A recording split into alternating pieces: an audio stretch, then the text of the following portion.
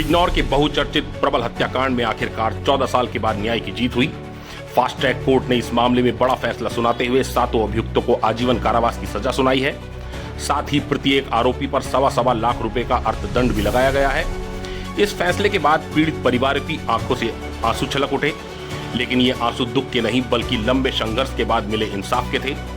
ये मामला वर्ष 2012 का है, जब बिजनौर के सहनाई बैंक्वेट हॉल में अग्रसेन जयंती कार्यक्रम के दौरान मामूली विवाद ने भयावह रूप ले लिया। आरोप है कि एक युवती से बातचीत को लेकर प्रबल अग्रवाल की बेरहमी से पिटाई की गई। घटना के बाद आरोपियों ने प्रबल की हत्या कर उसका शव गंगा में फेंक दिया। प्रबल का शव करीब 1 महीने के बाद हस्तिनापुर के खादर क्षेत्र में पड़ा मिला। इकलौते बेटे की दर्दनाक हत्या का सदमा माता पिता सहन नहीं कर सके और उनकी भी मौत हो गई।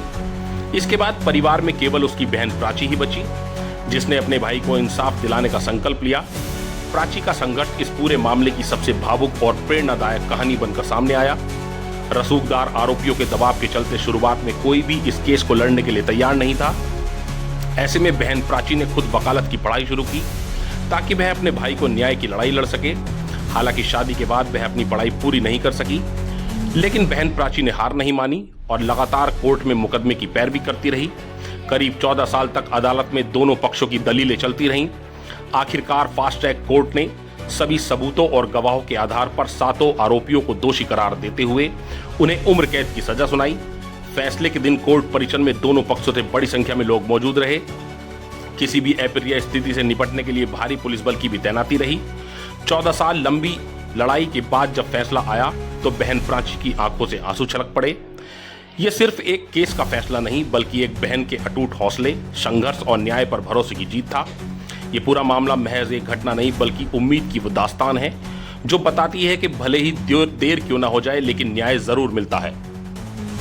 मैं प्राची अग्रवाल, आज मेरे जजमेंट से मैं बहुत खुश हूँ कि जज साहब ने हर चीज़ को बारीकी से देखा। भाई तो मेरा चला ही गया, बहुत तड़प के गया और मेरे पापा भी उसकी याद में मेरे सामने बहुत तड़प के मरे थे।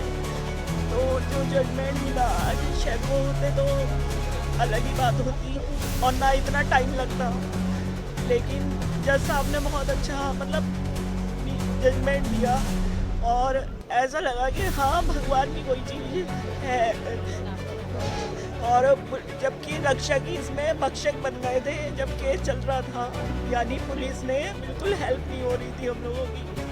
काफ़ी टाइम जो लगा और पुलिस ने और जज साहब ने जो पुलिस के खिलाफ जो कहा कि इन्वेस्टिगेशन हो, तो वो मुझे सुन के बड़ा रिलीफ मिला। चली रही, बहुत मेहनत भी करी, इतना पैसा भी नहीं था, पहाड़ से आना जाना अकेली में। और 2016 में मेरी शादी हुई तो हस्बैंड भी थोड़ा सपोर्ट करा, लेकिन ये है कि अकेले एकदम बैठे रहना कोर्ट में सुबह से शाम तक, फिर कहना अगले दिन डेट लग गई। काफ़ी परेशानी तो झेली और कोई भी यहाँ पे वकील खड़ा होने को तैयार नहीं होता था इन लोगों के सामने।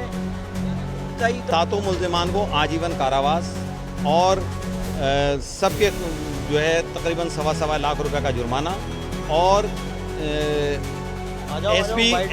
एसपी के और तत्कालीन एसपी और तमाम जितने जो उस टाइम विवेचक रहे उनके और सीओ के खिलाफ जो है कानूनी कार्रवाई होगी।